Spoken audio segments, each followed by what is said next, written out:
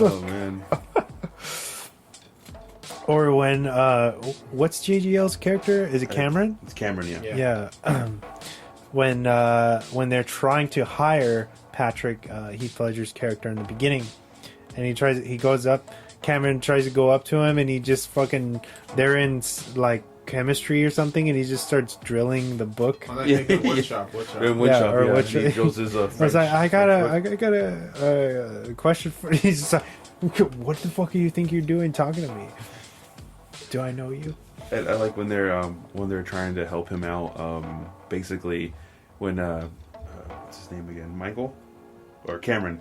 Cameron gets the information that like what type of guy that Kat likes, and he's telling Patrick, and he's like, these are the bands that she likes. This is this music, the list of food or whatever, and he's like, and he likes she likes pretty guys, and he looks at them and he's like, I'm not pretty. And he's like, oh, well, I mean, I didn't know. I didn't know if you're, I didn't know if you were pretty or not. So. It's funny. Are you telling me I'm not pretty? Yeah. It's funny because it's like, and just so you know, she has a pair of black underwear. Yeah, That helps. that would really like really jarring to me. Like, Yeah. what the fuck does that mean? Because Bianca says it was such like it's a thing. Ooh. Yeah, she's Black like, underwear. Where she's like, underwear. oh, black underwear. That means that when you wear black underwear, that means that you want somebody to see them. Yeah. And this is like, what logic is She's like, that? you don't buy black underwear unless you want someone to see them. That means she's planning on having sex. Yeah, like, oh. And then I love that fucking like, what would you say? That bombshell when Kat tells her sister Bianca, oh yeah, Joey. Yeah. She lost her- the they rich had the rich guy boyfriend that wants Bianca Yeah. was with Kat, her sister, first when they were freshmen, I think it was, and she's like, yeah, everybody's having sex. We did it only once, and then I didn't want to do it anymore, and so he dumped me. Yeah, And it was like, yeah, he turned. So you kind of figure out that Joey turned everybody against her, the entire school, because of that. And that this kind of that point kind of makes this movie still relevant now, because women are facing a lot of these obstacles. Oh yeah, all the time. Still today. You know what I mean? With the way that people talk about them. Yeah. Even in the beginning of the film when you meet was the therapist or whatever she was. The principal. The woman. She's the principal. Yeah. She was. Yeah. Engorged member. What's another word for engorged? Because she wants to be a romantic novelist at the same time, which is hilarious. And she talks shit to all the kids.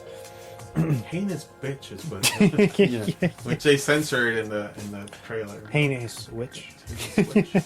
But going back to what I was saying, even she kind of puts down women or Kat too, where she's like, oh, everybody doesn't like you because they think that you're fucking an asshole. You should really change that, or whatever. You know what I mean? And it's just like, wow, that's crazy.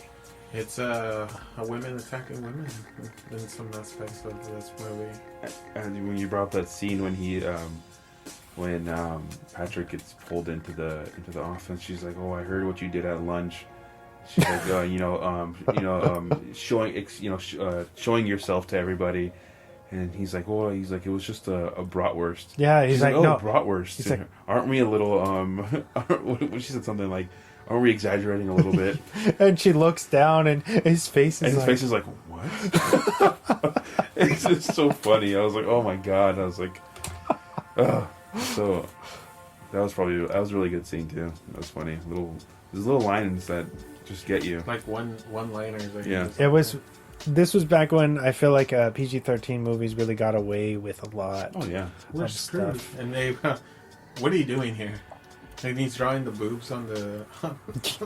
On the tray. What are you doing here? I want to know what happened with the MPAA that they didn't give this movie shit, but they gave Can't Hardly Wait such a bad, like a hard time. It seemed like looking into that production, I feel like they really fucked with them. And then this movie is at times pretty vulgar, and even with the penis being drawn. And when they draw the dick on his face. Well, I feel like the MPAA, it's weird. It's like, who are you gonna get like to review your film then. Yeah. Like Yeah. in that time, you know what I mean? I feel like it's like what group are you going to get? And are you going to get the sticklers or whatever? And there's really no structure to how they fucking grade. They just are like, no, change this. It's like whatever mood they're in. Yeah. You know what I mean? There really is no, or that at least that's how it seems. There really is no structure to how they grade. You know, they really kind of grade these films. But that being said, it's still a good one, and It's I wouldn't say it's a great film, but it's usually it's a good film to watch. It's a feel good film. It holds up well, Yeah. and it's still very much relatable. Yeah. of course it's very predictable Yeah. now in its structure, and it's kind of by the numbers and hits a lot of tropes that we've seen again and again, you know. But what this one has is a very solid cast that really believed in what they were doing at the time, and it is of its time. And of course the music, as you were saying, really holds it together. I love watching high school films like this that really explore ska music. Save Ferris comes out. I know it's really cool to explore that and stuff, and it was towards the end of the ska scene, you know. Yeah. So like, because you don't hear that She's All That, or you don't hear anything like towards that end. It was just like more like they jumped towards more like the pop. Yeah. I mean, to the point where like stuff was choreographed. She's All That like dance. I'm like, whoa, like nah, bro. Nah. Yeah, that was a little weird. Don't get me with that. The end of the third wave, Yeah. which is a whole nother podcast. No. But yeah, dude, like you could just tell that whoever was being the music, who was in charge of music, did a really good job. Scene placing music and stuff like that. Yeah. No. Yeah. And it really brings this whole alive and the encapsulates score. it. The score was amazing as far as everything's concerned. I thought they really blended a lot of like old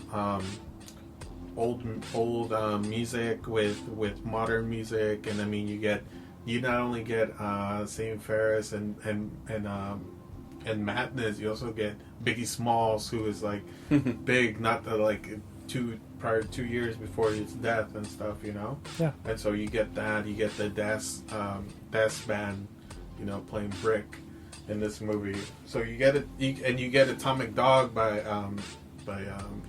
George Clinton. So I mean, it's like it's like so many different genres in one movie, and that's what makes this soundtrack really well, and makes the movie go a lot easier of a ride than some other movies at the time, you know. Yeah. Yeah. What would you rate this? I would give it a B-. Oh, we're gonna go grades. Okay. Grades. B-. I would. Well, B-. What would it be? Like a 7? Like a 7? 7.5. 7.5. Yeah, 7.5. It's fair. It's fair. What's your best? Yeah, I would say B plus, like between a 7 and a 7.5. Yeah, I was gonna say like 7.9. Okay. Almost there. Yeah. But it's definitely like a good watch, man. Oh, yeah. Like, you could, Like I said, it definitely holds up. It's still relevant. It's relatable still. Yeah. There's, I mean, even though it was in '99, I mean, it's definitely has rewatchable value. Yeah. I mean, I think I've watched. It's funny that when you picked this movie, I had just watched it like twice the week before. No way. Really? I was like, yeah. I actually put it on last night too when I was going to sleep. I just put it on in the background as I was going to sleep. It's funny because I showed my niece and my nephew this movie, and they're both like they're in their teen years. Like my niece is 15 and my nephew is 14. So I put it on for them, and they were just like, "Oh my god, like this movie's so funny," laughing at like the stupid jokes.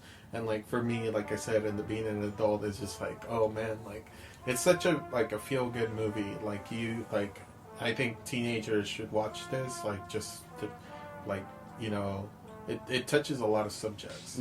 I feel it's not a harsh one like where like kids or like mid 90s. It's like really kind of it's like a real movie. Like those are movies that are like it lightly touches subjects. Like it's like it walks around like sex and like being peer pressure, in love and like peer pressure, and it's just like what's funny about this movie and something that I really respect about it is that it doesn't really play down. It doesn't make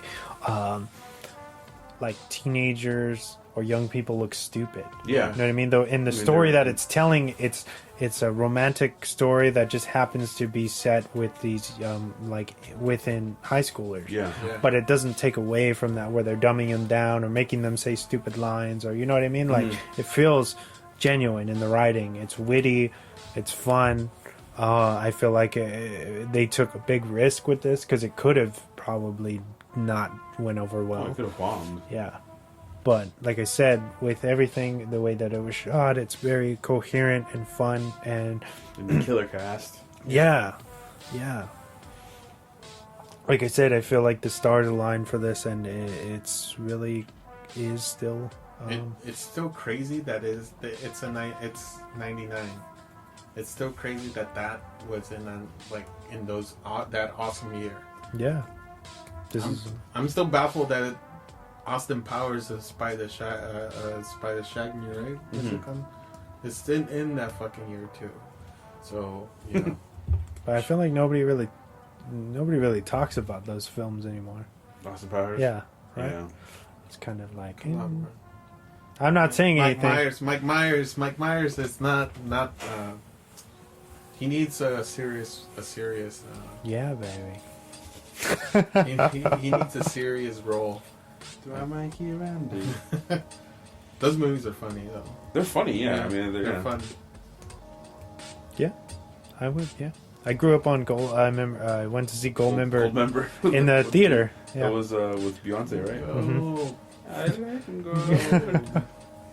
Faja, can you hear me? Oh, would you like a smoke and a pancake?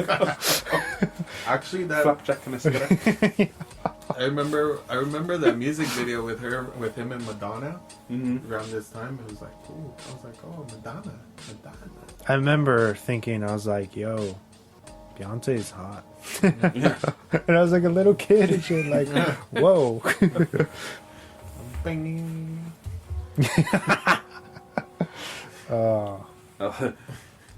Dr. Evil, I used to think you were crazy, but now I can see your nuts. Oh, thank you. Oh man, going off topic, but it's funny. I remember I used to do the fat bastard.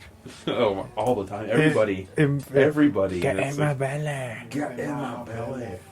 Which is like super. It's. Like a wee I don't know how they fucking. You're a wee little baby. The other red mate. I'm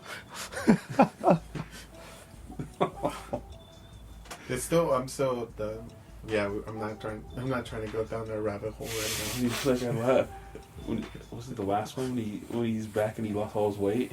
Yeah. That bastard, he's like, my neck looks like a vagina. He's like a sumo wrestler now. Yeah. Man, funny. Do we have any swan facts for this one? I got a couple for you guys. Oh, let's do it. Swan facts. All right. The majority of this film was actually shot on location in Washington. Yeah, Seattle. This film was basically a moderate success, and it opened up at number 2. Nice. As James said, this is a loose adaptation of The Taming of the Shrew. Yeah. And if you listen, 10 Things I Hate About You, The Taming of the Shrew. Oh, so yeah, play on words. Yeah, that's a play on words. Nice. Boom. The epic table dance scene when Kat, aka Julia Stiles, gets drunk, and she kind of, it was a Biggie Smalls, right? Yeah. Yeah, she kind of starts dancing provocatively, does a little table dance or whatever, and she's known as this kind of the prude of the school, you know, rebel girl. Mm-hmm. Anyway, she kind of lets loose, and I guess because people thought she was such a good dancer, I mean, looking at her, you wouldn't think that she would have rhythm like that. that scene is why she got her role in Save the Last Dance. Really? Yes. Oh my god! Wow, that's cool.